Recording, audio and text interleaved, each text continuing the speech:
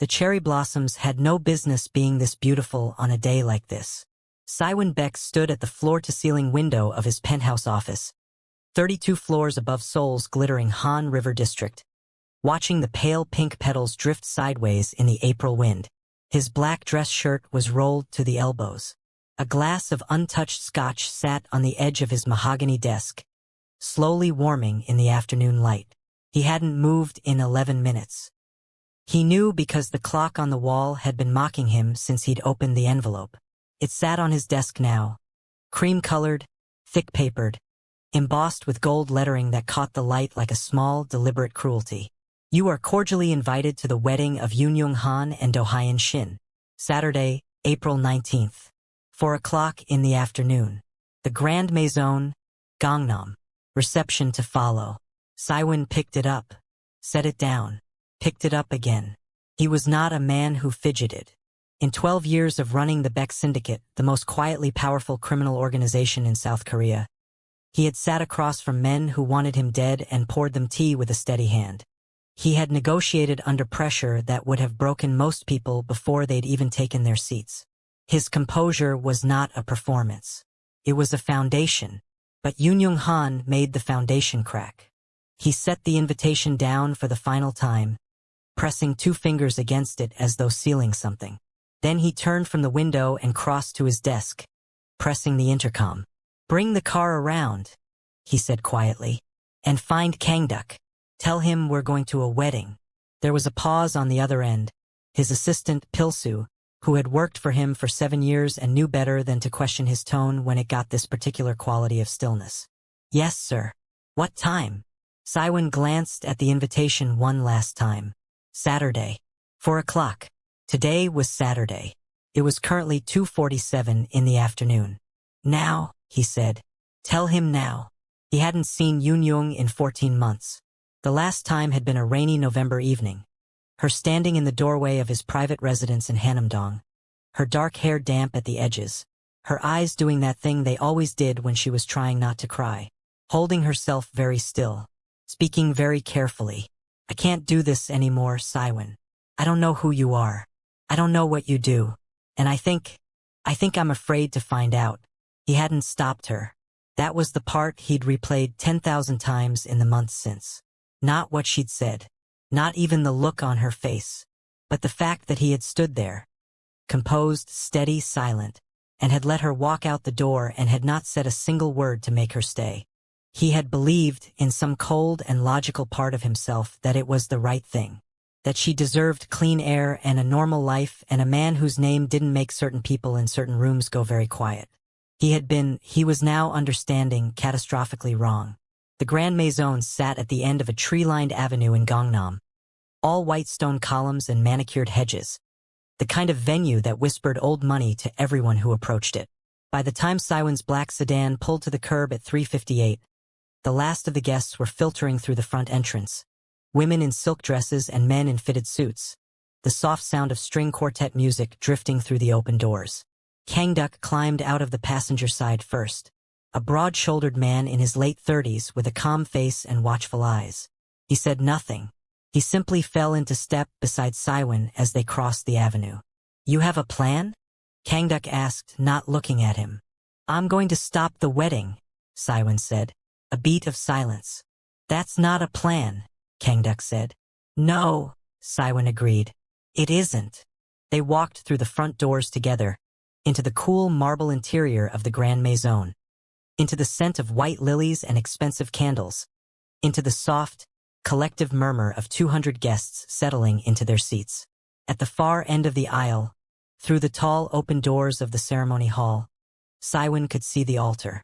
He could see the officiant. He could see the groom, Do Hyun Shin, tall and clean-cut in a charcoal suit, standing with his hands folded and his expression one of confident, uncomplicated happiness. And then the string quartet shifted keys, and the doors at the back of the hall opened, and everyone rose. Siwon stopped walking, because there she was, Yoon Young-han, in ivory silk, with small white flowers braided through her dark hair, holding a bouquet of peonies against her chest. Walking slowly, deliberately, beautifully down the aisle. She hadn't seen him yet, She was looking straight ahead, the way people do when they're managing their emotions in public, her chin lifted slightly, her eyes bright. She looked, Saiwan thought, like someone trying very hard to be certain. His jaw tightened. That was the thing. Not that she was marrying someone else, not even that she was radiant and composed and here. It was that small betrayal of uncertainty in her posture. The slight rigidity in her shoulders. The way her fingers pressed just a little too hard against the peony stems. She wasn't sure. He was. Have you ever stood at a crossroads where silence was the easier choice but truth was the necessary one? Share your thoughts in the comments. I'd love to know. Saiwan Beck had not been born into power. He had climbed to it, slowly, deliberately, through a combination of ruthless intelligence and the kind of patience that most people mistake for coldness. His father had been a small-time numbers runner in Mapo district, a man who smelled of cigarettes and broken promises, who had died of liver failure when Saiwan was 19, leaving behind 3 debts and 1 son who swore he would never be powerless again. He had kept that promise. By 25, he controlled 3 districts. By 30, the Beck Syndicate was the kind of organization that legitimate businessmen pretended not to know about while quietly depending on its infrastructure. Construction contracts, import routes, the invisible architecture beneath Seoul's gleaming surface. He had everything, except the one thing he'd been careless enough to let go. He had met Yoon-young 3 years ago at an art gallery opening in Insadong, one of those neutral social spaces where his world and the ordinary world occasionally overlapped. She had been standing in front of a large canvas of fractured blue shapes, her head tilted slightly, genuinely absorbed, not performing contemplation the way most people did at galleries.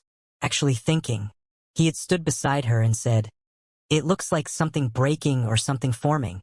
I can't decide which." She had glanced at him sideways. Maybe that's the point. He had been, in the truest sense of the word, caught. Yoon-young was a restoration architect. She spent her professional life preserving old buildings, reading the history written into cracked walls and worn thresholds. She was precise and principled and quietly stubborn, with a laugh that arrived unexpectedly and a habit of saying exactly what she meant that Saiwan found alternately disarming and devastating.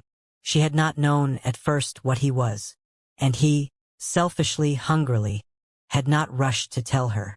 For 8 months he had been simply a man who called when he said he would, who remembered small details, who sat across dinner tables and listened to her talk about load-bearing walls and historical preservation with the full attention he usually reserved for negotiations. It had been the most genuinely peaceful 8 months of his adult life. Then the knowing had arrived gradually, the way it always does.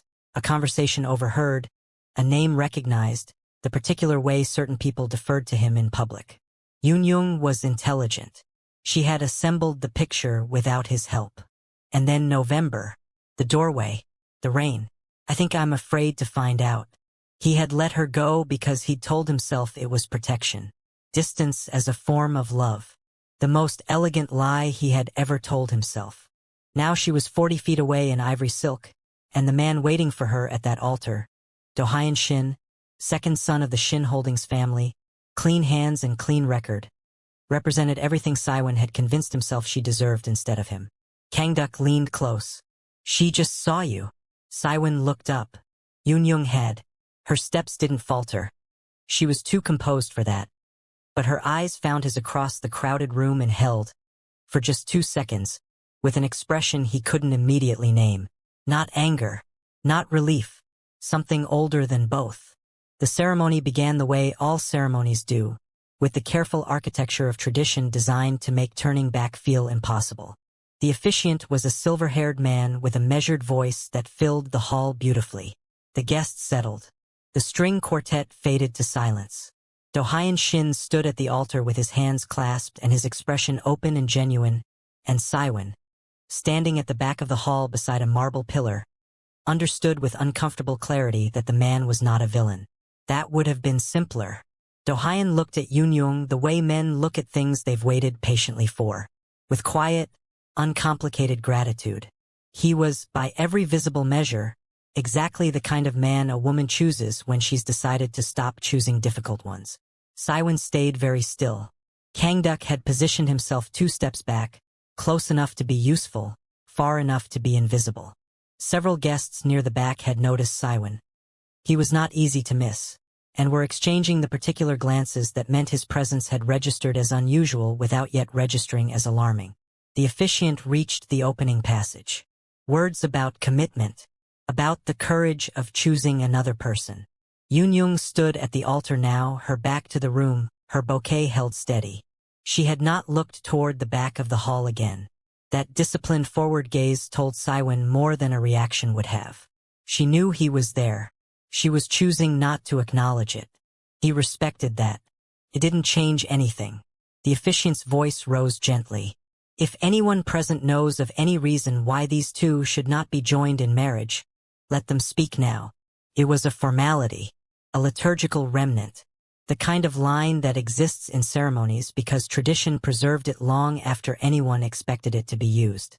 Siwon straightened from the pillar. I do. His voice was not loud. It didn't need to be. It carried the way his voice always carried, with the particular quality of someone accustomed to rooms going quiet when he spoke. And this room did. Instantly, 200 heads turned in a single motion, like a field of flowers rotating toward unexpected light. At the altar, Yoon went very still. Do-hyun turned.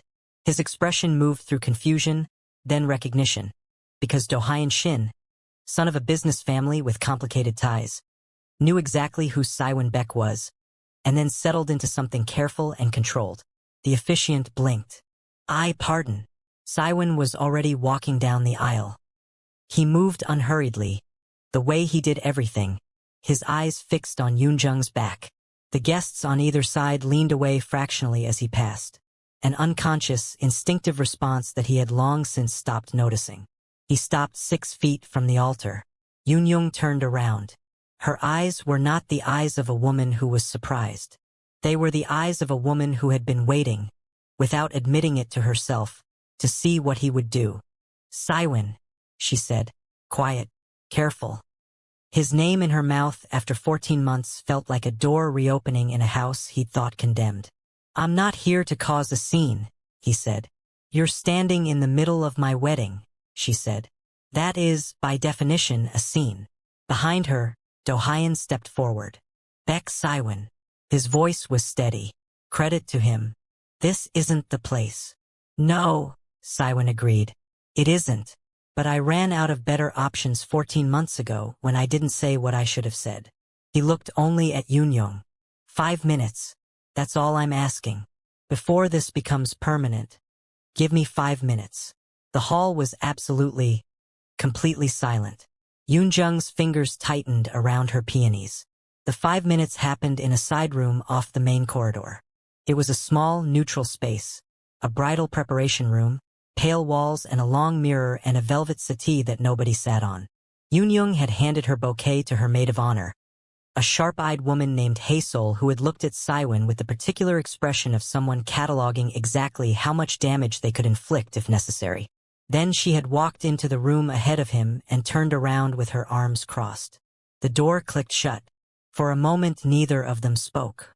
Up close, she was both exactly as he remembered and entirely different. The 14 months had done something to her face. Not aged it, but settled it. She looked more certain of herself in general, which made the uncertainty he'd seen during the ceremony more significant, not less. You have 5 minutes, she said. I'm counting. I let you walk away because I thought it was the right thing, Siwon said. No preamble. He had learned, in the car on the way here, that he did not have the luxury of a careful approach. I told myself you deserved someone uncomplicated. Someone whose name doesn't appear in conversations you're not supposed to overhear. That was thoughtful of you, she said, with a precision that made the words mean their opposite. It was cowardice, he said. I dressed it up as consideration, but it was cowardice. I didn't want to ask you to choose me knowing what choosing me costs. So I removed the choice. Something shifted in her expression. Not softening. More like a door opening slightly to check the weather before committing to anything. And now, she said, now you're about to make a permanent decision and I think you're not certain. And I would rather humiliate myself in front of 200 people than let you do that without knowing that I am certain. That I have been certain since a rainy November evening when I stood in a doorway and said nothing and have regretted it every day since. Yoon was quiet for a long moment. Do-hyun is a good man, she said finally. I know. He's honest. He's present. He doesn't have… She gestured vaguely, meaning everything. Meaning the syndicate and the wait and the silence and the rooms full of people who went careful when he entered. I know that too, Siwon said. Then what exactly are you offering me? Siwon? What is different now? It was the right question. The only question. He had known it was coming and had spent the entire drive here trying to construct an answer worthy of it. Nothing external is different, he said. I won't pretend otherwise, but I'm asking you directly this time. Not assuming. Not deciding for you. He held her gaze. I'm asking, is it him? Or is it that you stopped believing I would ever actually ask? The mirror behind her reflected them both. Yoon looked at him for a long, unreadable moment. Then Hae-sol knocked twice on the door. Yoon-jung, she said through the wood, her voice carefully neutral. Do-hyun is asking. Yoon didn't answer Hae-sol immediately. She stood in the center of the small room with her hands loose at her sides now. She'd uncrossed her arms somewhere in the middle of his speaking, which he noted without remarking on, and her eyes were doing the thing he had always loved and found difficult in equal measure. She was actually thinking, not performing consideration, actually going somewhere interior and honest and examining what she found there. He waited. Do-hyun knows about you, she said finally.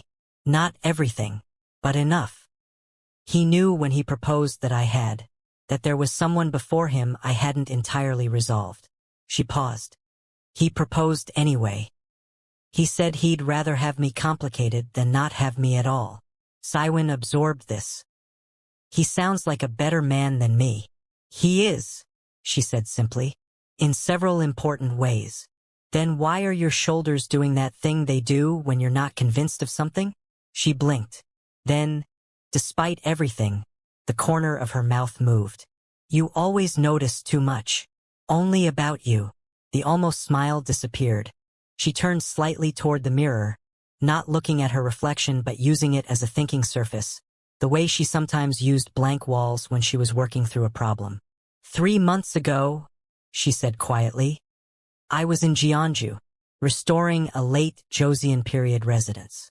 There was a wall in the inner courtyard, fieldstone, completely original, nearly 300 years old.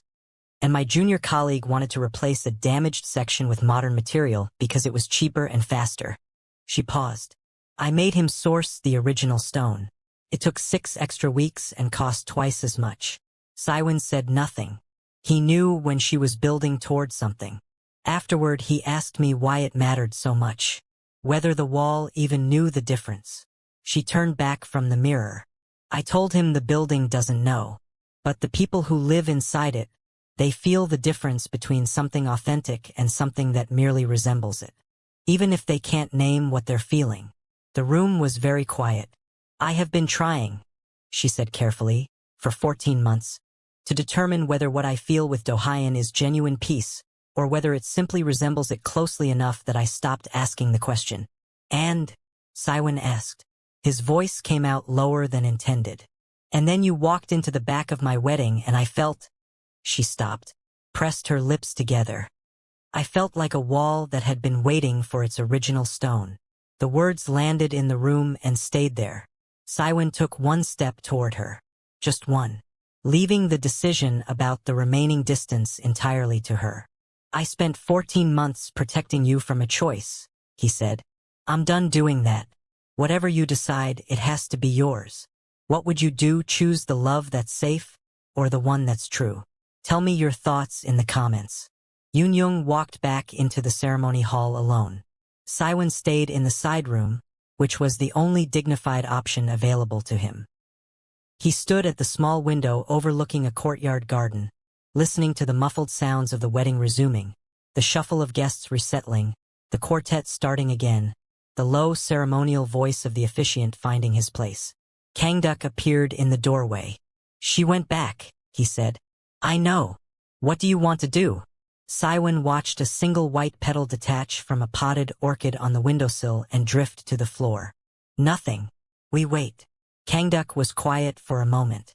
Then, with the measured loyalty of a man who had followed Saiwen through considerably worse situations than this one. You said what you needed to say? Everything. Then it's her choice. Yes, Saiwen said. That's the point. Inside the hall, the ceremony continued.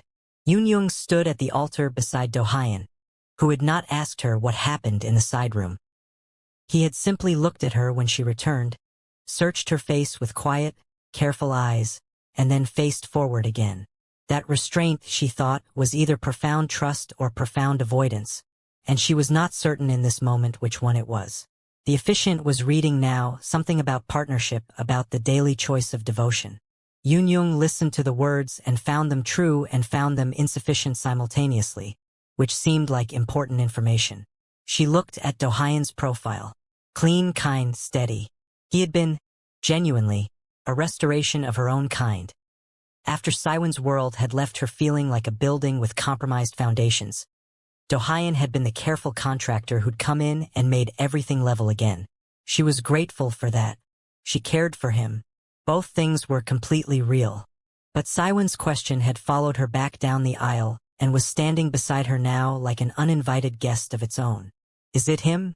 Or is it that you stopped believing I would ever actually ask? The officiant reached the vows. Do-hyun turned to her. His eyes were warm. He took her hands with the practiced gentleness of someone who understood fragile things.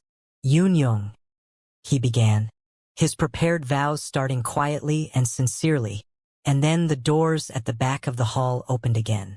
Not Saiwen. Two men in dark suits. Faces that Yunyung didn't recognize but that made several guests near the back edge sideways in their seats. One of them held a phone to his ear.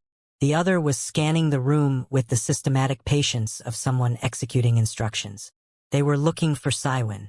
Yunyung recognized, with cold clarity, exactly what kind of looking this was. In the side room, Kangduk's head appeared around the doorframe before the men had taken 4 steps inside. We have a problem, he said quietly. Saiwen was already moving. The 2 men were Jongwoo Lim's people. Saiwen understood this the moment he stepped into the corridor and got a clear look at them. The particular cut of their suits, the silver pin on the left lapel that Lim's organization used as quiet identification. Jongwoo Lim ran the Eastern distribution networks and had been looking for a reason to move against the Beck syndicate for 18 months. Patient, methodical, and smart enough to wait for a moment of genuine vulnerability. Saiwen had handed him one by coming here. Kangduk fell into step beside him. Back exit. No. Saiwen's voice was low and even. If we run, it confirms we're rattled. We walk out the front. They'll follow. Let them. He turned toward the main corridor and stopped. Yunyung was standing in the hallway. She had left the altar. Behind her, through the half-open ceremony doors, he could hear the confused murmur of 200 guests and Do-hyun's voice, low and controlled, speaking to the officiant. She was still in her wedding dress, her small white flowers slightly loosened from the walk, her eyes moving between Saiwen and the 2 men now positioning themselves at the corridor's far end. Go back inside, Saiwen said quietly. Who are they? She asked. No one you need to know about. Saiwen. Her voice had the particular quality she used when she was done accepting incomplete answers. Who are they? He looked at her. In 14 months he had constructed and maintained the fiction that protecting her meant keeping her outside the borders of his reality. Standing here now, with Lim's men 40 feet away and Yunyung in ivory silk demanding the truth, the fiction collapsed under its own weight. Competition, he said. They followed me here. It has nothing to do with you or today. But it arrived at my wedding. Yes, she absorbed this. Then, with the precise calm of someone who had been quietly preparing for an honest conversation for 14 months. This is what I was afraid of, not you. The part where your world arrives somewhere I thought was safe and I don't know the rules and you won't tell me them. You're right, he said. She blinked. She had expected defense. You're completely right, he said. I kept you outside because I told myself ignorance was protection. But ignorance isn't protection, it's just a different kind of exposure. You deserved to know the rules. I should have trusted you with them. The corridor was very still. Lim's men had stopped moving. They were calculating, Saiwen could see it, unwilling to escalate inside a public venue with 200 civilian witnesses. Yun looked at him for a long moment. Then she looked at the two men. Then back at him. "Can you handle this?" she asked. "Yes." "Without anyone getting hurt?" "Yes." She nodded once, with the quiet authority of a woman deciding to trust a load-bearing wall she'd finally inspected properly. "Then handle it," she said. "I'll be inside." Saiwen walked toward Lim's men the way he walked toward every difficult thing. Directly, without performance, with the particular stillness that communicated more clearly than aggression ever could. He stopped 4 feet from them. The taller one spoke first. "Mr. Beck, Mr. Lim would like a conversation." "Tell Mr. Lim he's welcome to request a meeting through the appropriate channels," Saiwen said. "As he has always done. As everyone does. Mr. Lim feels the appropriate channels have been unproductive. Mr. Lim is welcome to feel that." Saiwen's voice was pleasant and completely immovable. "But sending 2 men to locate me at a private civilian event tells me something important about his judgment. Tells me he's impatient. Impatient people make poor negotiating partners and worse enemies. He let that settle. Tell him I'll be in touch Monday.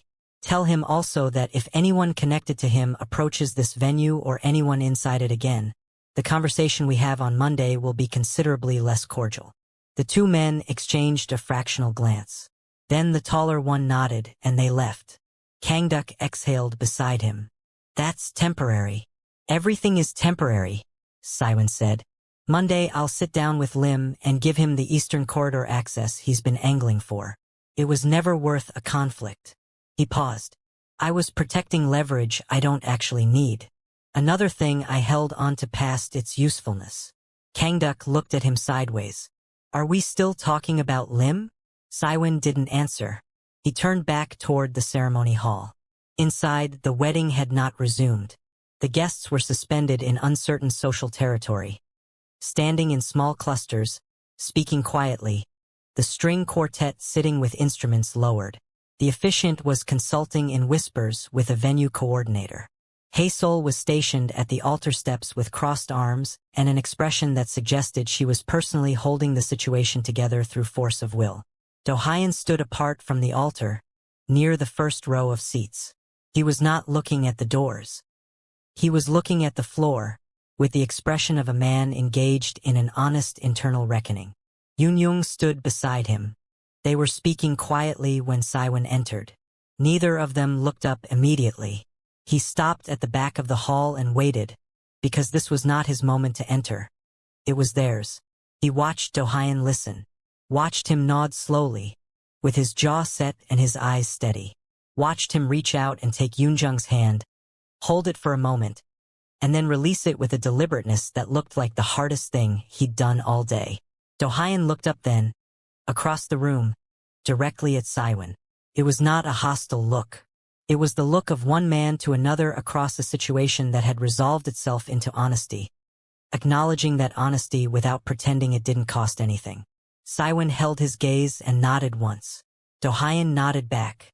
Then he turned, said something quietly to the front row, and walked with dignified composure out the side door. Yun turned around.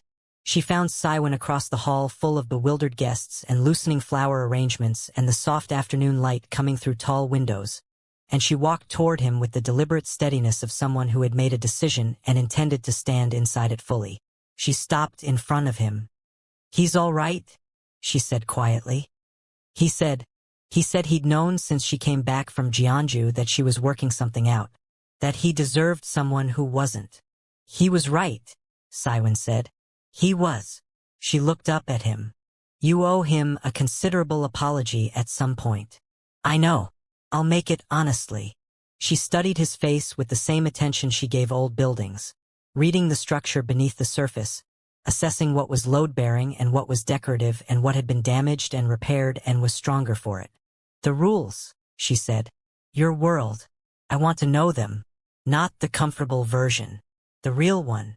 "It's not a comfortable world," he said. "I'm a restoration architect," she said. I've spent my career walking into damaged structures that everyone else wanted to demolish. I know how to assess what's worth preserving. Something shifted in his chest. A loosening of something that had been held rigid for 14 months and considerably longer before that. Then I'll show you everything, he said. No omissions. No decisions made on your behalf. She held his gaze. Everything. Everything, he confirmed. They left the Grand Maison together. Not dramatically, there was no sweeping exit through frozen crowds. Hazel had quietly, efficiently begun managing the guests with the competence of someone who had always suspected the day might require contingency planning. The venue coordinator was already on the phone. The string quartet, with admirable professionalism, had begun playing something soft and neutral that filled the hall without demanding anything from anyone. Yoon stopped at the entrance to collect a light coat from the cloakroom attendant, who handed it over with the careful blankness of someone paid to have seen nothing. She draped it over her wedding dress without apparent self-consciousness. Outside, the cherry blossoms were still falling in the April wind, indifferent and beautiful. Kangduk was waiting by the car. He looked at Yoon, then at Siwon. Then he opened the rear door without comment, which was, Siwon thought, the most eloquent thing he'd ever done. They sat in the back of the sedan as Seoul moved past the windows, the river catching late afternoon light, the city beginning its slow transition from afternoon into evening. For several minutes neither of them spoke, which was not uncomfortable. It was the silence of two people who had said the necessary things and were now simply existing in the aftermath, letting it settle. Yoon spoke first. I want an office, she said. My own. Separate from yours. My practice stays completely independent. Of course. And I want full transparency. Not briefings. Not summaries. The actual landscape. Yes. I'll probably have opinions about it. I'm counting on that. She looked at him sideways. You say that now. I've been making unilateral decisions my entire adult life, he said.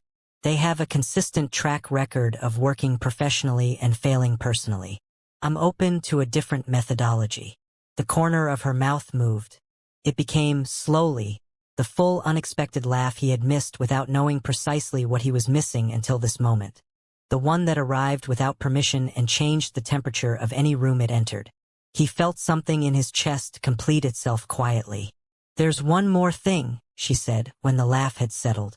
Name it. She turned to face him fully, with the direct, undecorated honesty that had caught him at an art gallery 3 years ago and had never once let go. Don't protect me from your world by keeping me outside it, she said. That's not protection. That's loneliness with good intentions. Loneliness with good intentions, he repeated. That's the most accurate description of the last 14 months I've heard. I'm precise by profession. I know. He held her gaze. I won't do it again. She studied him for one final moment with her restoration architect's eye, reading foundations, assessing structure, determining what was genuinely load-bearing. Then she nodded once, settled back against the seat, let the city move past the windows. Outside, the cherry blossoms continued their indifferent, beautiful descent over Seoul, over the Han River and the gleaming towers and the ordinary people living their ordinary lives in the sprawling, complicated city that contained, like all cities, multitudes. Damage and preservation. Demolition and restoration. Things broken and things carefully, honestly rebuilt. Siwon Beck, who had spent his entire life acquiring things and had nearly lost the only one that mattered through an excess of misguided protection, looked at the woman beside him and made the only promise he intended to keep above all others. He would show her everything. The real landscape, unedited. He would trust her intelligence and her steadiness and her professional familiarity with structures that other people had written off. And he would never again make a decision on her behalf and call it love. This story explored what it means to protect someone versus truly trusting them, and how sometimes the bravest thing we can do is simply ask, honestly, for what we want. What was your biggest takeaway? Share your thoughts below. And if this story moved you, consider subscribing for more. Thank you for following this story through to its end. Siwon and Yoonjung's journey.